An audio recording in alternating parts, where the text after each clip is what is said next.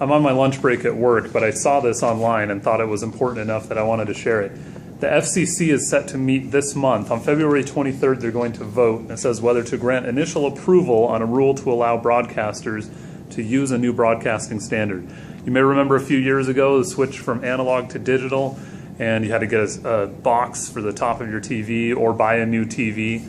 This is the same kind of change they're talking about, and it would obviously be phased in over time, but it's being dubbed ATSC 3.0. And if I haven't bored you to death yet, listen to some of the things that it's going to do. It'll improve picture quality on television broadcasts. Okay, great. Better access to programs via mobile phones, which is great. Most of us are using our mobile phones anyway.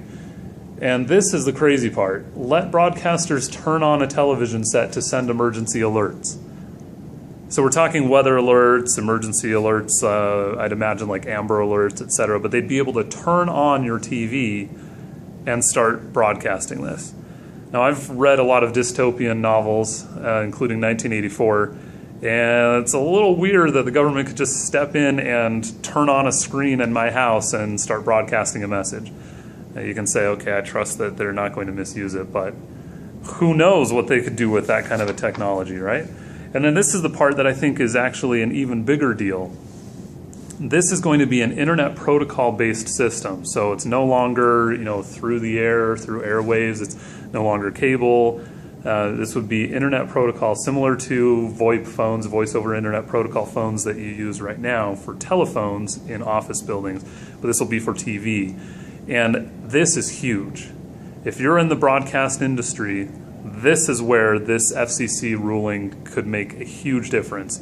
It will enable, according to PAI, who's the head of the FCC here, it will enable better audience measurement, which in turn will make for higher quality advertising, ads relevant to you and that you actually might want to see. Customized ads, just like you're already getting on YouTube and other places online, but for your TV specifically.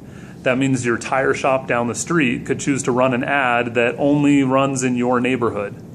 We're talking highly targeted ads, and that is a huge source of revenue and a potential source of revenue for broadcasters. The other thing that this would allow people to do, for example, if KSL in Salt Lake here wanted to send a broadcast to Salt Lake County, they could do that. And if they wanted a separate broadcast for Utah County, they could do that.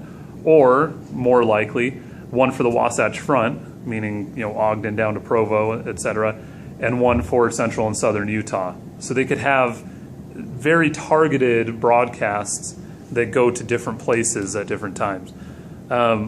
It's a brave new world. It's kind of crazy. South Korea already adopted this standard in 2016. So I don't think this is a matter of if, it's a matter of when. And for any of you sports fans that didn't get bored by some of this information I was already sharing, one of the things it'll allow you to do, it could allow for panoramic views of sports programs with multiple views of an event, and users could pan, zoom, or select different angles. This is the cutting edge, the leading edge of interactive TV, with the caveat that the government may be able to interrupt your family dinner at any time. Pretty amazing.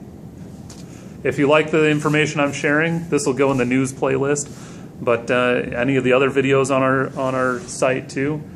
Spread the word. I appreciate you sharing this information with your family and friends. This could be huge. This is a game changer, at least in the broadcast field, and I guarantee that it's going to affect your life. Maybe not now, maybe not after February 23rd, but in the next few years. You heard it here first.